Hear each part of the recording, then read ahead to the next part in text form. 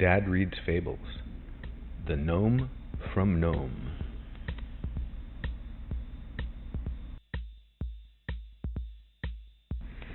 The coldest place in all the world is far north of everywhere and is simply called the North Pole. It is so cold, nothing much lives there except for one small creature, a lonely gnome.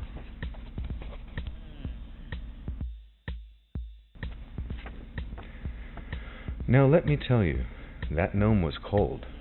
In fact, he was so cold, living there at the North Pole, that his ears were a frosty pink, and his nose was a bright, bright blue. He would scream, shout, and stomp, just trying to get warm. For you see, the gnome was cold from the inside out.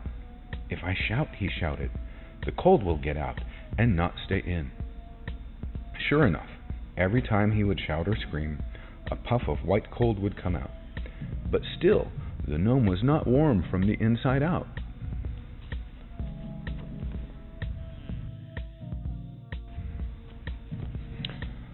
One day, that gnome could stand it no longer and decided to head south, where it just had to be warmer.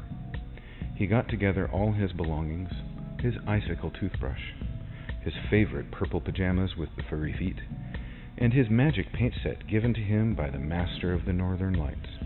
He packed them in his knapsack and set off for the south.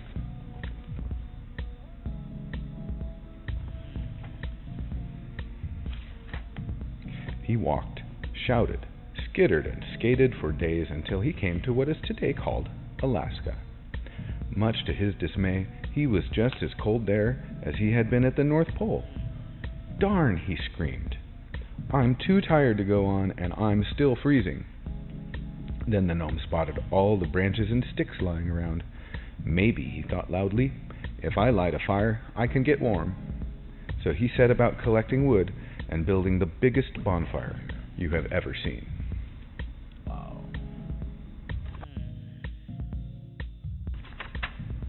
The gnome stood away from the fire and waited to get warm, but nothing happened. So he stood a little closer, and still nothing happened. Finally, he did what you are never supposed to do, and stood so close to the fire that his beard began to smolder. "Oh no!" he shouted, and jumped head first into a snowbank to put out his smoldering beard.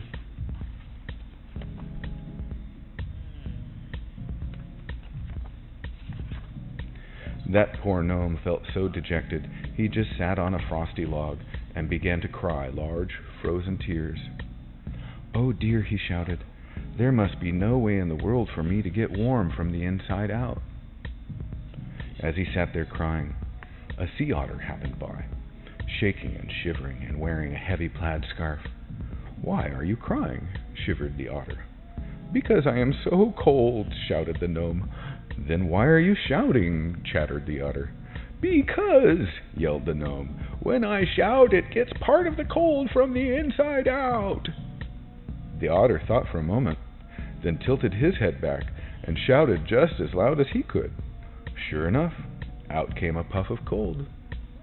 Then in cold silence, the two of them just sat there on the log, shivering, shaking, and shouting, and trying to figure out how to get warm from the inside out.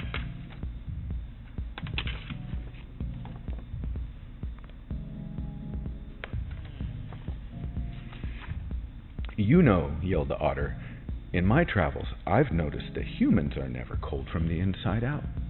Maybe if we were around them, we could learn their secret." "We've got to get them to come to us," chattered the gnome. "I'm so cold, I don't think I could walk another step." They sat and thought, and finally the gnome came up with a plan.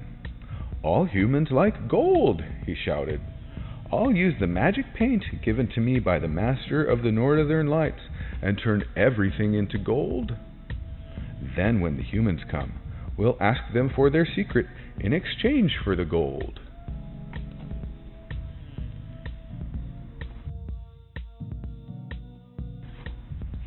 The gnome rummaged around in his knapsack until he found his magic can of golden paint.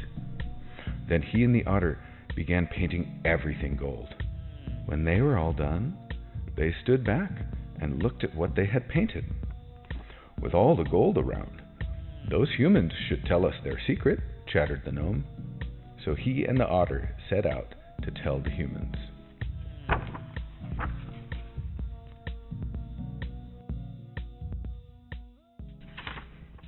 The two of them climbed the highest mountain around.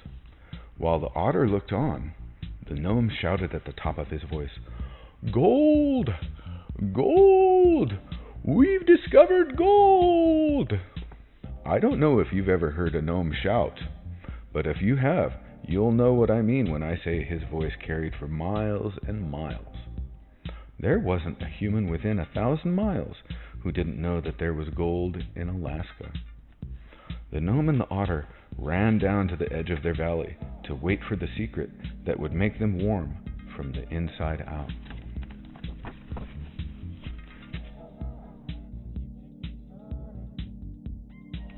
Humans were already beginning to arrive by the hundreds, but they just ignored the gnome and the otter. "Won't somebody please tell us the secret of how to be warm from the inside out?" shivered and shouted the frozen gnome. But no one would stop. In fact, they pushed that poor gnome and the frozen otter right into a snowbank. Those humans were picking up all of that gold and didn't even notice the gnome and the otter.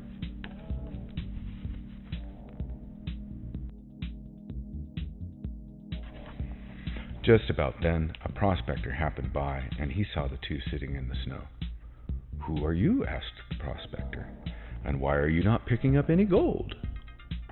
"I'm the gnome, and this is the otter," shivered the gnome. "We don't need gold. We made it so you would come here and tell us the secret of being warm from the inside out. But everyone has just ignored us." The prospector thought for a moment and then said, "Wait here. I'll be right back." Then he hurried off to talk with the other prospectors.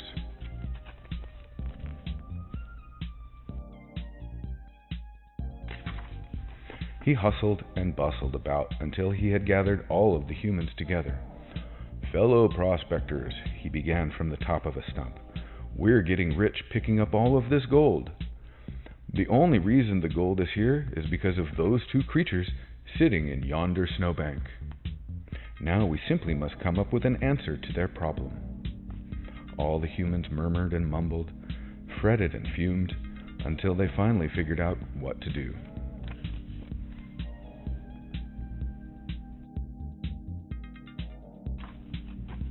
With cheers and shouts, they all marched back to the gnome and the otter.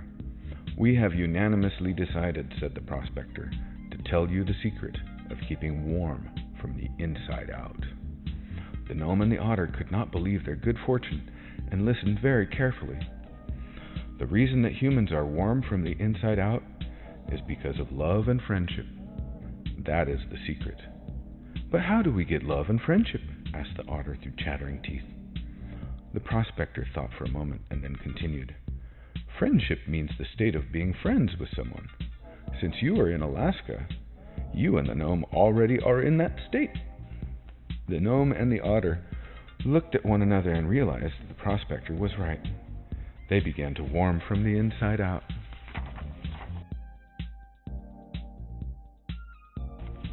Then the gnome asked, "But what about love? Where do we find that?" "You have already shown love by bringing us this gift of gold," said the prospector. "We are your friends, and as a token of our appreciation and love, we hereby name this town in your honor." With that, two miners brought out a large sign which read, "Nome, Alaska, Population 2.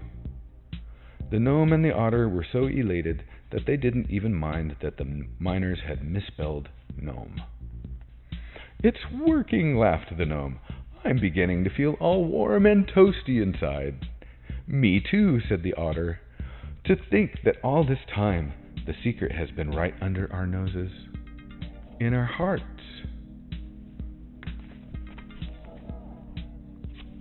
So the gnome from Nome and his newfound friend, the sea otter, returned to the North Pole. They live there to this very day, wrapped up warmly in love and friendship, sipping tea and talking very softly.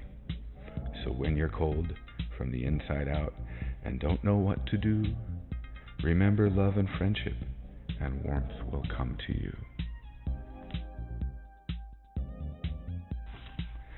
The end of Dad Reads Fables, The Gnome from Nome.